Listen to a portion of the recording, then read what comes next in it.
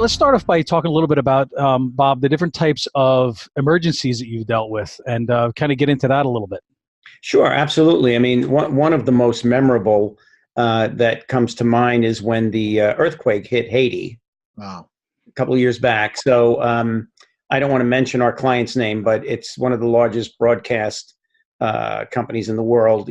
Called us the day of the earthquake. Called us and said, "Hey, I need 7 guys on a plane tomorrow to get into Haiti. And by the way, we don't know how long you're going to be there." Oh, jeez. Little open-ended. Right. So the intel that we had picked up was that things were bad. They were bad. I mean, just from the feedback that we were getting. So we got our special ops team together, and we were on a charter flight from Teterboro, heading toward Haiti. But at that time, then the U.S. military closed the airport, so we had to land in the Dominican Republic. And complication. Right. So we had to caravan it into Haiti. And, Pete, Wow. I would say that the most memorable part of that situation was driving into Haiti at about, I'd say, 5 a.m. in the morning. And it looked like a scene out of The Walking Dead. Oh, my goodness. I mean, I can't describe it any other way. Because you had that mist, there was still dust everywhere. Buildings were crumbled. If I tell you they were crumbled, and we were silent during the entire ride because, again, we were trying to watch out for ourselves and make sure that we got into camp.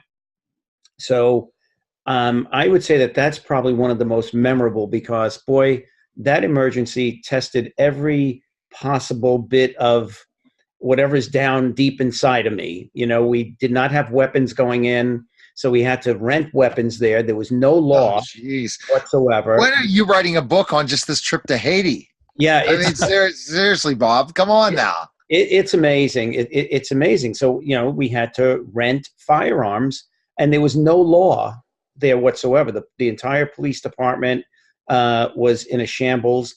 The one prison that they had there crumbled. So you had 2,000 bad guys out there. Oh, no. That's not a good thing. That place is gang infested to begin with. And so, and it was just one of those things. We were there 21 days. That's a long time. And Wow. I'm sure pretty sketchy a lot of time, part of that time, right? It was, I probably never fired more warning shots in my life than there. Oh, my goodness. And when we did, finally get our weapons and vests and everything, we had to meet with the U.S. military personnel because we had to go by, military use of force while we were there. So that meant we could not have a round in the chamber. Oh. Yeah, that's kind of the military use of force. And we had to learn how to say, "Stop or I'll shoot," in that Creole language. That's pretty important. Yeah. Now, so Bob, we're talking about that assignment there. Once you get on the ground, you don't just assess by protection-wise what's going on. You're looking at the whole background in security, correct? Kind of lay out, like, specifically enough if you're protecting somebody or you're looking at somebody in a specific way, how you look at the surroundings and different things. Let's just look at Haiti in general. What was your assignment once you got on the ground, once you got to your assignment? So once we got on the ground, we had to meet up with the broadcast crew and their talent. And again, I don't want to mention the name, but you would know these people by name if I mention them to you. And so we had multiple responsibilities. One was setting up some kind of a safe base camp, setting up communications. We did bring radios with us. And then we had to make sure that we had enough ammunition, we had enough of a means to communicate with the mainland. So we did bring satellite phones with us. And then food and a place to sleep. So we wound up sleeping on concrete in a tent for about 21 days. That's a rough go of it. And your assignment there was to protect this news organization that was Right. covering the events that were going on in Haiti. Right. All this lawlessness that was going on there. It was like you and these 6 other guys, basically that was your assignment to keep them safe because of the craziness of that environment. Right. And that was nearly not enough. I mean, 7 of us. That's not many, no.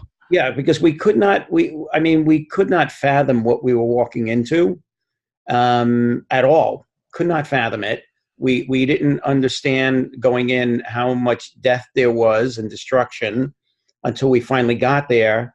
And, we kind of got to get around town and stuff like that. But 7 was just not enough. We gave the producers and the talent a curfew every night because they wanted to go out, with production crews, and we gave them a curfew. We need to get back to base camp before dark.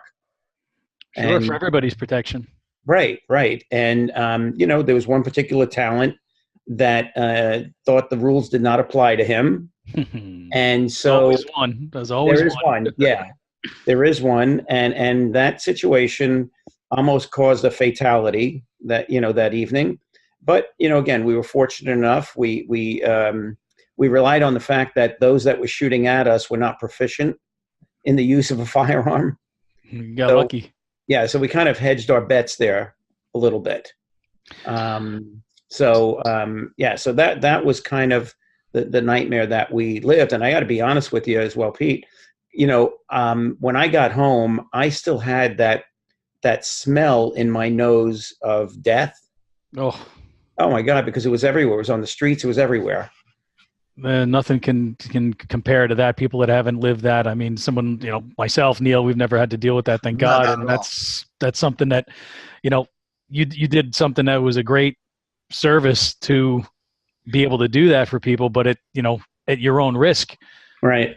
And that's crazy. So that's definitely, that was one of, if not the most memorable things that you've had to deal with in absolutely. your professional career.